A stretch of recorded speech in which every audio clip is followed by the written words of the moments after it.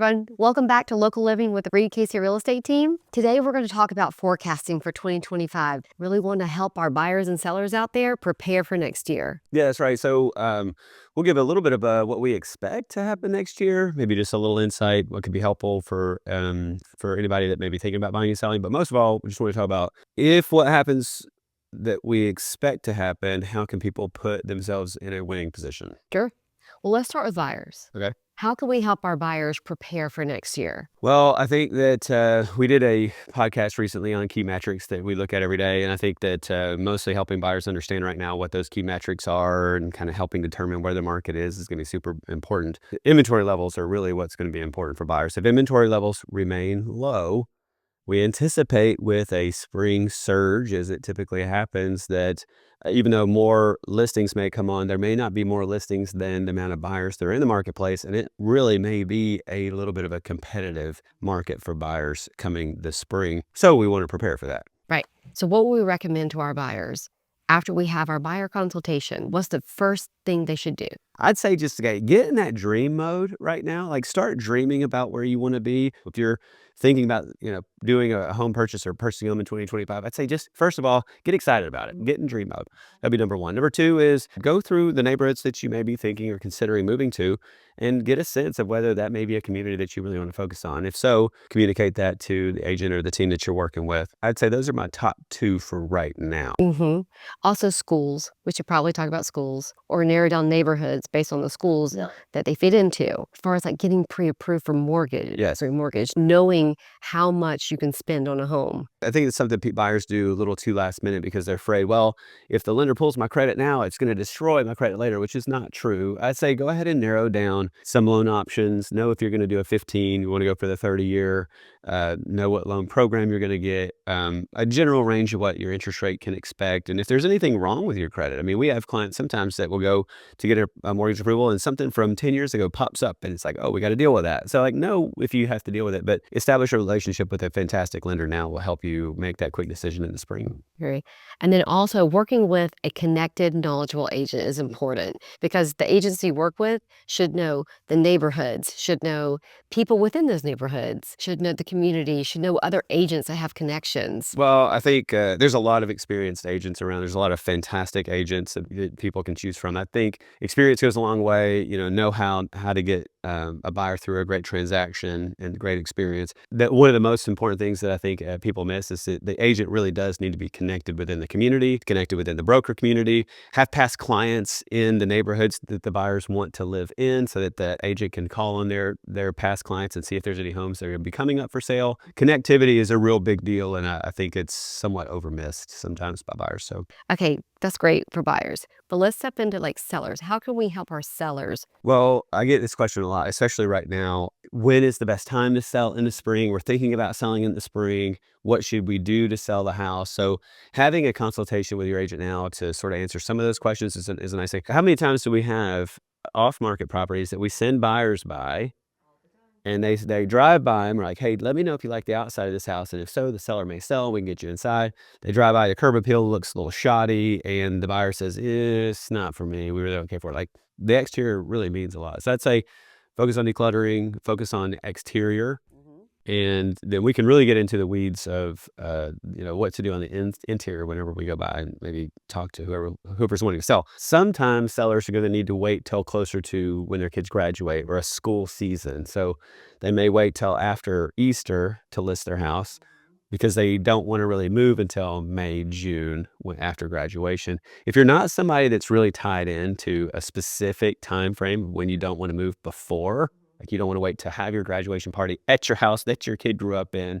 If you're not really on that time frame, then I would encourage you to think about listing between the third week of February to the third week of March. And I like that because buyers always come out of the woodwork after the first of the year to start buying houses or house shopping before the mass of inventory comes on. And so if you can kind of be in that window of, all the inventory hasn't come on, it's going to come on, but buyers are out, we want to be kind of first. Now I like that late February to early mid-March. The leaves haven't really started to get on the trees, so your house isn't going to be, the grass hasn't turned green yet. So there's a little bit of like, oh my gosh, should we just wait a week for the leaves to come on? And we start having all those conversations. I'd say late February is not too early. Mid to late March is certainly not too early. What about pre-inspections? Would you recommend them for sellers? That's a question I also get a lot, and it depends a little bit. I think the best way to sell a house Mhm. would be to eliminate objections from buyers Agree. and to shorten the time frame that it takes for a buyer to make decisions. If we can eliminate objections and shorten that time frame, I think that sellers have a big opportunity to win. So, for example, if a buyer's walking through a house and the house really hasn't been taken care of, has got a lot of minor repairs, the minor repairs may make them think that there are major repairs. The house hasn't been painted, and they have to kind of think about how much that's going to cost them, or the carpets haven't been redone, or there really does look like the house has not been maintained well.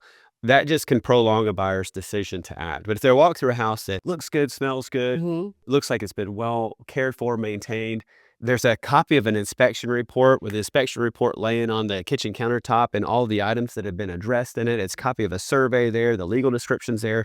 Seller's property disclosures are filled out in a way where it really feels like they've disclosed everything. Like if you eliminate those buyer sort of objections in the timeline, they can say, oh my gosh, this house looks like somebody's loved living here. I would love to live here. This is an awesome seller. Look at all this information they provided us. Yes, like let's go.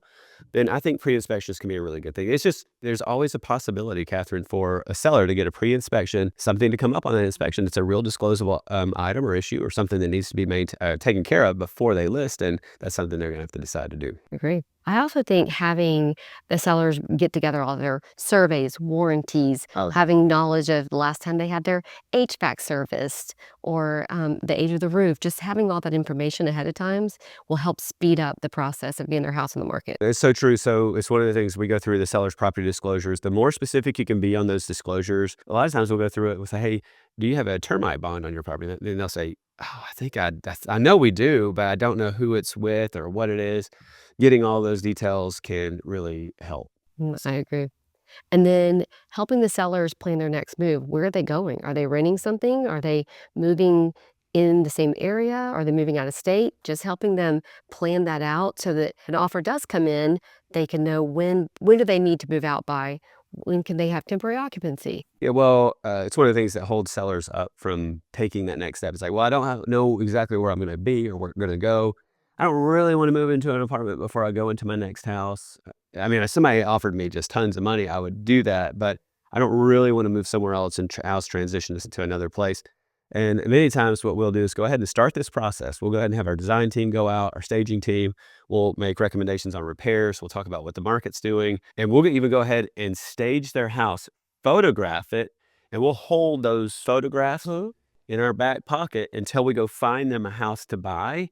It's because who knows, like the perfect house could pop on the market. And if we haven't even started the process to help somebody get their house ready to sell, we're behind the eight ball. So we can go ahead and start that process, hold all that marketing material in our back pocket. They can go put an offer on the next house, get their house on the market, and then sell it quickly. So yeah, I think having a plan, if they're not going to want to go to housing transition, having a plan to execute quickly to make those dominoes line up. A little bit of a forecast for sellers.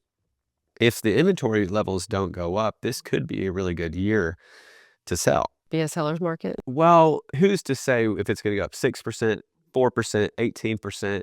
I don't really know. I could tell you that the interest rate conversation has sort of, I would say, become not as important, right? I mean, it's still important, but I would say that it's really it's like there's a staring competition of who's going to blink first. It's like buyers with a slowdown of demand or sellers and not many listings coming on the market. It's like what's going to happen? Is a surge of inventory going to come up and that caused a little bit of a supply issue, or are the buyers going to say, you know what, we're cool with 6-7% interest rates right now. We need to buy. We want our kids to be in a new school district, and then we are going to see a little bit of a flood of buyers enter the market space. So I think it's probably the latter, if I just had to guess. That may not mean that we get 50 offers on every listing, but I do think there's going to be an opportunity for sellers in the spring. I hope that some of this information is valuable if you're somebody that's looking to buy in 2025 or possibly looking to put your house on.